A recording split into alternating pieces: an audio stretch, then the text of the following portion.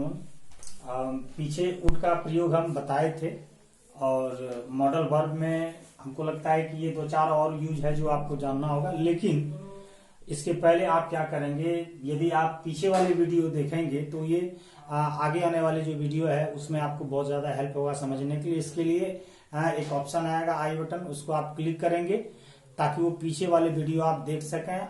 हाँ, और वो देखने के बाद फायदा क्या होगा, जो हम अभी बता रहे हैं वो आप समझ जाएंगे इजीली। तो हम चल रहे हैं अब वुड पे। तो वुड का प्रयोग हम 3 बता चुके थे। पहला हम बताए थे कि यदि वाक्य पास्ट में हो और दूसरा वाक्य जो फ्यूचर में हो, सामान्य कार्य का बोध करा रहा हो, तो ऐसी स्थिति में वुड आता है। और दूसरा जो यूज था वो यूज था संभावना बतलाने के लिए वुड का प्रयोग किया जाता है। और तीसरा जो वुड का प्रयोग बताए थे वो था पोलाइट रिक्वेस्ट में वुड आता है। चौथा यूज हम बता रहे हैं, ध्यान दीजिएगा। चौथा यूज क्या है? चौथा यूज है यदि वाक्य से तीव्र इच्छा का बोध हो। तीव्र इच्छा मीन्स काश यदि मैं प्रेसिडेंट होता, तीव्र इच्छा हुई, तो यदि तीव्र इच्छा का बोध हो तो वैसे वाक्य में वुड का प्रयोग किया जाता है। यदि वाक्य से तीव्र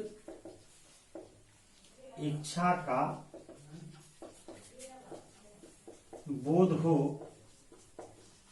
तो वुड का प्रयोग किया जाता है। वुड का प्रयोग किया जाता है। जैसे कह रहा है would that I were young again, that I were young again.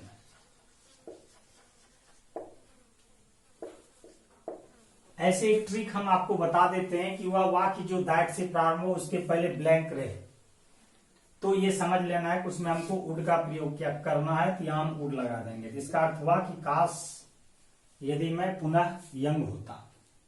चूंकि इससे तीव्र इच्छा का बोध हो रहा है, इसलिए यहां वुड का प्रयोग किया गया। ये चौथा हुआ। पांचवा जो यूज है वो यूज आपका होगा कि दृढ़ निश्चय इत्यादि का बोध कराने के लिए वुड का प्रयोग किया जाता है। यदि वाक्य से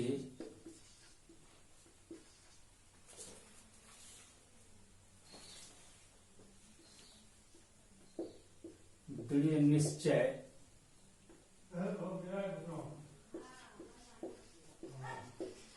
का बोध हो तो वुड का प्रयोग किया जाता है।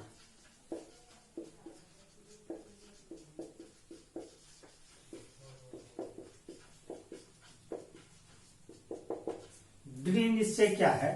जैसे कह रहा है कि I would do whether you like it or not.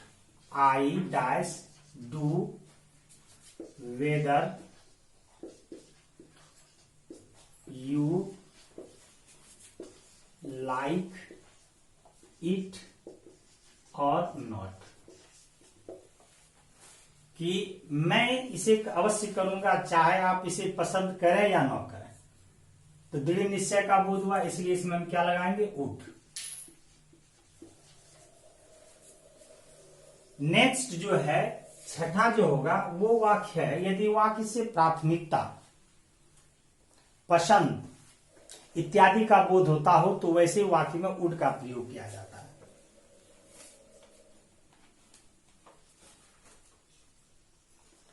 यदि वाक्य से पसंद या चुनाव का बोध हो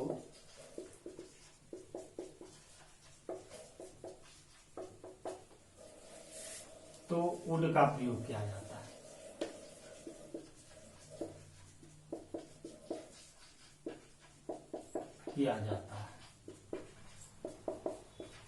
जैसे कह रहा है ही dash dash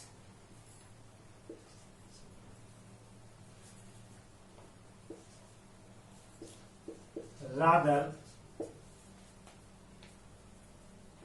go than stay। यहां रहेगा would और could। क्या कह रहा है कि he dash dash rather go than stay। इससे क्या हो रहा है, प्राथमिकता का बोध हो रहा है कि वह स्टे करने की अपेक्षा जाना वो पसंद करेगा। तो ऐसी स्थिति में हम क्या लगा देंगे, वुड लगा देंगे। और लास्ट जो यूज है वो है अनरियल कंडीशन, और वास्तविक कंडीशन में वुड का प्रयोग किया जाता है। जैसे यदि मैं चिड़िया होता तो तुम्हारे पास उड़कर चला जाता, ये लास्ट यूज है। यदि वाक्य से अनरियल कंडीशन और वास्तविक सब अनरियल कंडीशन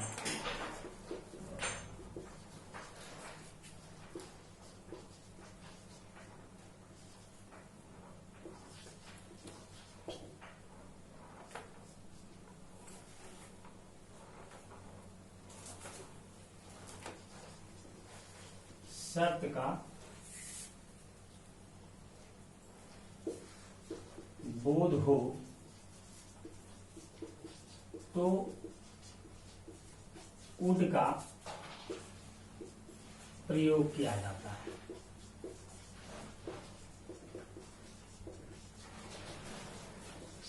इसमें एक ट्रिक है रूल नंबर 6 में, यदि रादर वर्ड देखिएगा तो आप वुड लगा दीजिएगा। और इसका भी एक ट्रिक है, जनरली इफ के बाद जनरली आई के साथ वाक चलता है, लेकिन जब आई के साथ वर हो तो दूसरा पोर्शन जो वाक्य आएगा, दूसरा नेक्स्ट जो वाक्य होगा उसमें वुड का प्रयोग करेंगे। जैसे if I were a bird comma I dash fly to you, तो यहां जो है ये आएगा वुड और कुड। तो ऐसी स्थिति में हम क्या लगाएंगे, क्योंकि आई के साथ जनरली वाज आता है लेकिन हम वर लगाए, इसलिए हमें क्या लगाना होगा, would. I would fly to you. तो ये आपका वुड का पूरा यूज अब बता दिए। अब जो यूज बचा वो बचा आपका यूज्ड टू, नीड और डेयर, वो भी हम अभी से समाप्त कर रहे हैं। अब जो यूज होगा वो यूज है used to, use of used to. ये ख्याल रखिएगा कि टू का प्रयोग चाहे तो ऑट के बाद आता है या तो यूज्ड के बाद आता है। तो ऑट के बाद जब टू आता है तो उसका प्रयोग हम बता दिए नैतिक कर्तव्य में होता है, लेकिन यूज्ड के बाद जो आता है, यूज्ड मीन्स अभ्यस्त, मतलब जो भूतकाल में कार्य होने के आदत का बोध कराता हो, उसमें यूज टू का प्रयोग किया जाता है। तो इसका क्या हो जाएगा, यदि वाक्य पास्ट में हो और उससे कार्य होने के आदत का बोध हो तो यूज्ड टू आता है। जैसे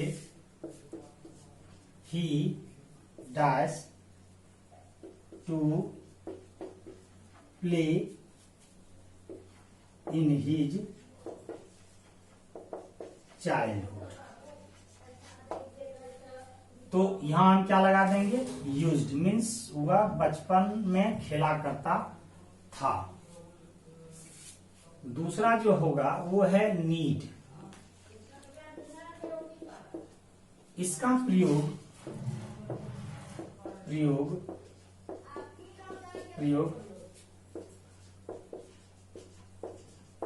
आवश्यकता होना के अर्थ में होता है।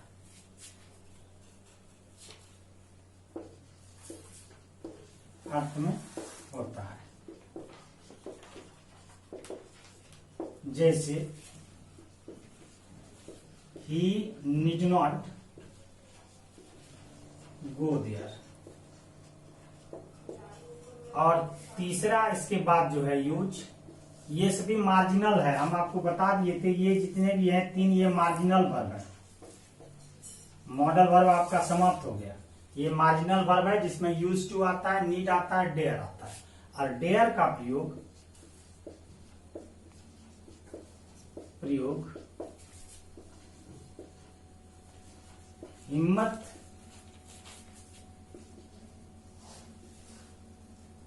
या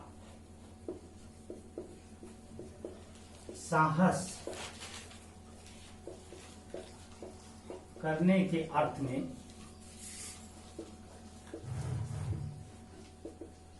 होता है। जैसे he dare not go there। लेकिन नॉट एक हम लिख देते हैं, वो है यदि इन सभी क्रियाओं के बाद नॉट नहीं आया हो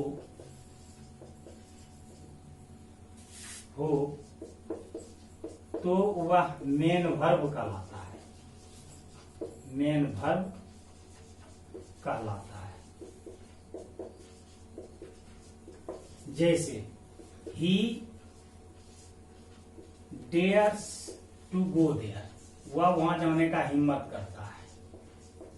यहां देखिए ये चूंकि मेन वर्ब है इसीलिए हम एस लगाए, क्यों? तो यहां नॉट नहीं आया है। नॉट यदि रहेगा तब तो वो मार्जिनल होगा, और यदि नॉट नहीं है तब वो मेन वर्ब होगा। इस प्रकार से टोटल हम मॉडल वर्ब आपको, मॉडल और मार्जिनल दोनों बता दिए।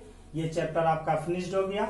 और अभी हम क्लॉज बनवा रहे हैं। क्लॉज के बाद तब हम मॉडल पे चलेंगे। लेकिन अब जो है मीन्स बुधवार के दिन सीबीएसई और बिहार बोर्ड दोनों को जो है हम टेक्स्ट बुक पढ़ाएंगे। यदि हम बिहार बोर्ड बुधवार को पढ़ाए तो नेक्स्ट हम सीबीएसई पढ़ाएंगे।